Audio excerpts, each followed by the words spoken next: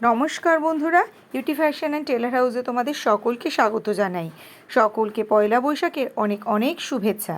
তো পয়লা বৈশাখ তো চলেই গেল, আর সেই দিনকে আমি তাথয়ের জন্য একটা সুন্দর ম্যাক্সি ফ্রক বানিয়েছিলাম। গরমকাল পিওর কটনের ঢিলা ঢিলা পোশাক কিন্তু বাচ্চাদের জন্য অবশ্যই প্রয়োজন। তো এখানে দেখো, আমি দুটো একই ছাপার আলাদা আলাদা করে টুকরো নিয়ে নিয়েছি। মাপটা বলে দিই, দুটো কাপড়ই আছে এখানে 75 সেন্টিমিটার করে। তো পুরো কাপড়টাই কিন্তু আমার ইউজ হবে, কারণ আমি এটা দিয়ে জামা আর প্যান্টও বানিয়েছি, সেই জন্য পুরো কাপড়টিই আমাদের প্রয়োজন হয়েছে। এখানে দেখো, আমার 6 ইঞ্চি রেডি থাকবে, আর 7 ইঞ্চি মার্জিন হিসাবে আমি কাপড় নিয়েছি। প্রথম নিয়ে নিলাম ওপরের অংশের জন্য পুট নিয়ে নিয়েছি 5 ইঞ্চি, আর মোহরা নিয়ে নিয়েছি 5.5 ইঞ্চি, আর রেডি মাপ নিয়েছি হচ্ছে 7 ইঞ্চি, আর অবশ্যই আমি 1 ইঞ্চি মার্জিন নিয়েছি। এভাবে আমি বগলের শেপ দিয়ে দিলাম। আর গলার চওড়া নিয়ে নিয়েছি 1.25 ইঞ্চি, গলার ঝুল নিয়ে নিয়েছি 4 ইঞ্চি। 4 ইঞ্চি চৌকো গলা হবে, সামনে এবং পিছনে একই হবে। তো তোমরা তো দেখেইছো, এখানে সামনের অংশ আর পিছনের অংশ আমি একই সঙ্গে কাটিং করছি। এবার এইটাকে পুরোটা বডি মেজারমেন্ট অনুযায়ী কাটিং করে নিচ্ছি। এটা কিন্তু একটা খুবই সুন্দর ম্যাক্সি ফ্রক, তো বাচ্চাদের খুবই আরামদায়ক লাগে। তাতে এই ধরনের ফ্রক আমি পুজোর সময় আর পয়লা বৈশাখে অবশ্যই বানিয়ে দিই। তবে হ্যাঁ, পুজোর সময় দিয়েছিলাম গোলের মধ্যে, আর এবার দিচ্ছি চৌকোর মধ্যে। তো কীরকম দিচ্ছি তোমরা সম্পূর্ণটা একটু দেখো। তো এখানে আমি এটা কাটিং করার পর দেখলাম বেশি কাপড় নষ্ট করে লাভ নেই, তাহলে এটা দিয়ে আমি আরেকটা সুন্দর প্যান্ট বানাতে পারবো। এইভাবে কাপড়টিকে ভাঁজ করে আমি ওই 4 ভাঁজেই আরও একটি সেট কেটে নিচ্ছি। তার মানে সামনের অংশের ডবল, পিছনের অংশের ডবলভাবে কাপড়টাকে কাটলাম। সবাইকে রিকোয়েস্ট করব সম্পূর্ণ ভিডিওটি স্কিপ না করে দেখার জন্য। এই সেম ডিজাইনটা কিন্তু বড়দের জন্যও তৈরি করতে পারো তোমরা, সেক্ষেত্রে মাপের একটু হেরফের হবে, এছাড়া প্যাটার্ন কিন্তু সেম হবে। দেখো, এখানে আমি সম্পূর্ণ কাপড়ের গলা একবারে কাটিং করে নিলাম, তাহলে মাপ আমার পুরোপুরি পারফেক্ট থাকবে। এখানে দেখো, ওপরে তো আমার রেডি হবে 6 ইঞ্চি, আর দেখো বাকি নিচে আমার 27 ইঞ্চি থেকে 28 ইঞ্চি টোটাল ফ্রকটি রেডি হলে খুব একদমই পারফেক্ট হবে। এটা কিন্তু 6 থেকে 7 বছর বাচ্চার জন্য সম্পূর্ণ পারফেক্ট। আর হ্যাঁ, 5 বছরের বাচ্চাও যদি একটু লম্বা হয় আমাদের তাথয়ের মতো, তাহলেও কিন্তু এই সাইজটা পারফেক্ট আসবে। এতে কিন্তু কোনো ধরনের বেল্ট ব্যবহার হবে না। তো এখানে দেখো, প্রথম আমি এক জোড়া কাপড় নিয়ে নিয়েছি, সোজা পিঠের সঙ্গে সোজা পিঠ মেলানো আছে, আর এটা হচ্ছে উল্টো দিক।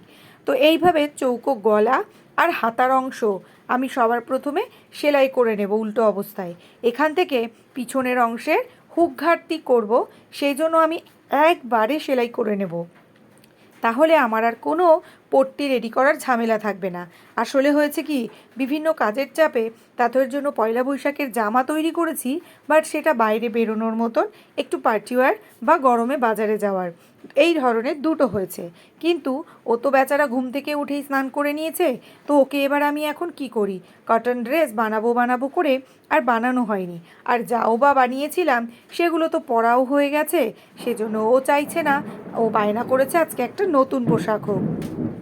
তো তোমরা দেখো, আমি এইভাবে সেলাই করে নিলাম, এতে কিন্তু আর কোনো ধরনের পট্টি বসানোর ঝামেলা থাকবে না। আর হ্যাঁ, এইভাবে আমি শোল্ডারটা জয়েন করছি। শোল্ডারটা জয়েন করার কিন্তু আরেকটা আলাদা নিয়ম আছে। সোজা পিঠের ভেতর থেকে উল্টো পিঠটাকে ঢুকিয়ে দিয়ে তবেও কিন্তু করা যেত, বাট আমি এত তাড়াহুড়ো করে করছি, তার কারণ তোমরাও এটা এইভাবে করো, খুবই তাড়াতাড়ি হয়ে যাবে। তাতই স্নান করে দাঁড়িয়ে আছে, ড্রেসটি তৈরি হলেই ও পরবে, সেজন্য আমি বলেছিলাম একটু ধুয়ে দিলে একটু 2 ঘন্টার মধ্যে শুকিয়ে যেত তারপরে পরার। বাট ও নাছোড়বান্দা, আজ ওর চাই। অলরেডি কিন্তু 3টে আছে, কিন্তু ওই যে বললাম পার্টি ওয়্যার এবং বাজারে যাওয়ার মতো, সেই জন্য ও পরবে সকালবেলা উঠে, যে স্নান করে না আজ সে স্নান করে নিয়েছে, কারণ সে পয়লা বৈশাখে নতুন জামা পরবে এবং বাড়ির সমস্ত দাদু মামাদের দেখাবে সেজন্য। যাই হোক, এইভাবে গলায় একটু লেসও দিয়ে দিলাম, বাড়িতে যখন পরবেই, আর মা যখন সেলাইয়ের কাজ জানে, তো বাচ্চার তো একটু ইউনিক হওয়া চাই, তাই না? এবার এটাকে আমি দিয়ে দিয়েছি। ওপরের অংশ কিন্তু আমার সম্পূর্ণ রেডি, কোনো কাজ আর ওপরের অংশে বাকি নেই। শুধুমাত্র নিচের ঘেরটা সেট করে নিচের ডাউনটা মুড়ে দিলেই কিন্তু রেডি। এবার তোমরা তোমাদের পছন্দ অনুযায়ী লেস কুচি যা কিছু অ্যাটাচ করতে পারো। যেহেতু তাথই দাঁড়িয়ে আছে সেজন্য আমি আর বেশি কিছুর মধ্যে যাইনি। জাস্ট দেখো আমি এটা কিন্তু কুচিটা আমি সেট করব, আর আরেকটা অংশ দিয়ে কিন্তু কুচিটা আমি ঢেকে দেব। তার মানে বাইরে থেকে কিন্তু কোনো কাঁচা সেলাই এই ড্রেসটাতে দেখা যাবেই না। তো এইভাবে কিন্তু টিনেজার যারা রয়েছে তাদের কিন্তু টপও তৈরি করা যেতে পারে। গরমের দিনে তারাও কিন্তু এই ধরনের ঢিলা ঢিলা টপগুলো খুব ভালোই ফিল করবে। তো এইভাবে পরপর পরপর করে প্লেটস দিয়ে নিচ্ছি। আসলে কাপড়ের কোনো মেপে কাপড় নেওয়া নয়, কাপড় ছিল এইরকমই 75 সেন্টিমিটার করে 4টে টুকরো, তার মধ্যে থেকে এই দুটো টুকরোকে কম্বিনেশন করে এটা বানিয়েছি। তো কালার কম্বিনেশনটা কেমন লাগছে তোমরা কিন্তু জানাতে পারো। প্রিন্টটা কিন্তু একই ছিল, শুধুমাত্র কালার শেডগুলো আলাদা। তো এইভাবে দেখো আমি এটাকে ঢেকে দিচ্ছি। পরে ভাবছিলাম এর মাঝেরখান থেকে একবারে সেলাইয়ের সঙ্গে একটু ঝুলপি ঝুলপি বা ঝুড়ি বুড়িওয়ালা লেস দিয়ে দিলেও কিন্তু ভালোই হতো, কিন্তু ওই যে তাতই দাঁড়িয়ে আছে চান করে উঠে, তো ওগুলোর আর আমি কিন্তু সময় পেলাম না। তো এইভাবে আমি তাড়াতাড়ি করে এটাকে সেলাই করে নিলাম। আর হ্যাঁ, কিছুদিন আগে তোমাদেরকে আরেকটি ড্রেসে আমি ফ্লাওয়ার দেখিয়েছিলাম। তো ওই ফ্লাওয়ারটা ওই ড্রেসটার বাটন ঘাট করা হয়নি জন্য তাতই এখনও পরতে পারছে না। সত্যি কথা বলতে সময় পাইনি, তাই বাজারেও যেতে পারিনি। তো এবার তাথই বায়না করেছে ওর ওই ফুল জামাও আজ পরবেই পরবে। তো দেখো কিছুই না, জাস্ট আমি বডিতে 1 ইঞ্চি মার্জিন নিয়েছিলাম আর বাকিটা 1/2 ইঞ্চি মার্জিন নিয়ে ওইভাবে সেলাইটা করে দিলাম। একবারে পাকাপোক্তভাবে একটা সেলাই হয়ে গেল। আর ডাউনটাও মুড়ে দেব সরু করে, কারণ তো বলেইছি আমি কাপড় যেহেতু একদম পুরো মাপ মতো আছে, তাই জন্য বেশি বেশি কাপড় এখানে খাওয়া সম্ভব হবে না। সেই জন্য এইভাবে এটাকে সেলাই করে ডাউনটাকে সরু করে মুড়ে নেব। আর হ্যাঁ, আমি একবারেই ডাবল সেলাই দিয়ে নিয়েছি।